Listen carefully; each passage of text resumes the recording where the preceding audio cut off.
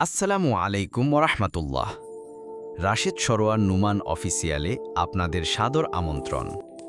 প্রিয় দিনী ভাই ও বোনেরা, আজ আমি আলোচনা করব যারা নামাজ পড়ে না তাদের জন্য আল্লাহর পক্ষ থেকে কত ভয়াবহ শাস্তি নির্ধারিত হয়েছে কোরআন ও হাদিসের আলোকে ইনশাআল্লাহ। Deer brothers and sisters in Islam, today I will talk about the severe punishment that Allah has prepared for those who do not pray Salah according to the Quran and Hadith.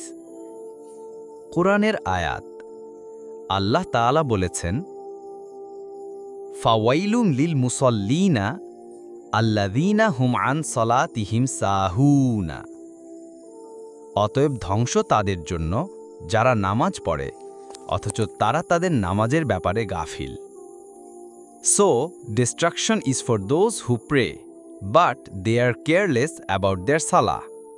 Surah Al-Maun 107:4-5. আরেক জায়গায় আল্লাহ বলেছেন, মা সালাকাকুম ফি সাকার ক্বালু লাম নাকু মিনাল মুসাল্লিনা। জাহান্নামীদেরকে জিজ্ঞেস করা হবে, কি কারণে তোমরা সাকার বা জাহান্নামে নিক্ষিপ্ত হলে? তারা বলবে, আমরা নামাজ আদায়কারীদের অন্তর্ভুক্ত ছিলাম না। It will be asked to the people of hell, what put you into Sakar? They will say, we were not among those who prayed Salah. Surah Al-Muddassir 74:42-43.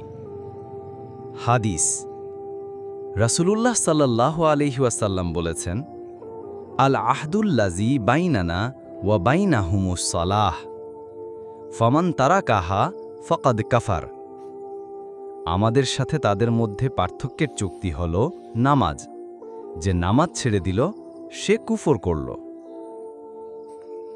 The covenant between us and them is সালাহ। Whoever leaves সালাহ has disbelieved. Tirmidhi 2621। আরেকটি হাদিসে রাসূল সাল্লাল্লাহু আলাইহি ওয়াসাল্লাম বলেছেন, বাইনার রাজুলে ওয়া বাইনা শিরকি ওয়াল কুফরি তারকুস সালাহ।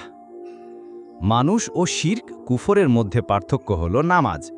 যে নামাজ ছেড়ে দিল সে কুফরের নিকটে পৌঁছে গেল। বিটুইন আ ম্যান অ্যান্ড শিরক and disbelieve is leaving the সালাহ। মুসলিম 82। উপসংহার, প্রিয় দিনী ভাই ও বোনেরা, নামাজ ছেড়ে দেওয়া কোনো ছোটখাটো গুনাহ নয়, বরং এটি সরাসরি আল্লাহর ক্রোধ ও জাহান্নামের ভয়াবহ শাস্তির কারণ। Dear brothers and sisters, leaving সালাহ is not a small scene.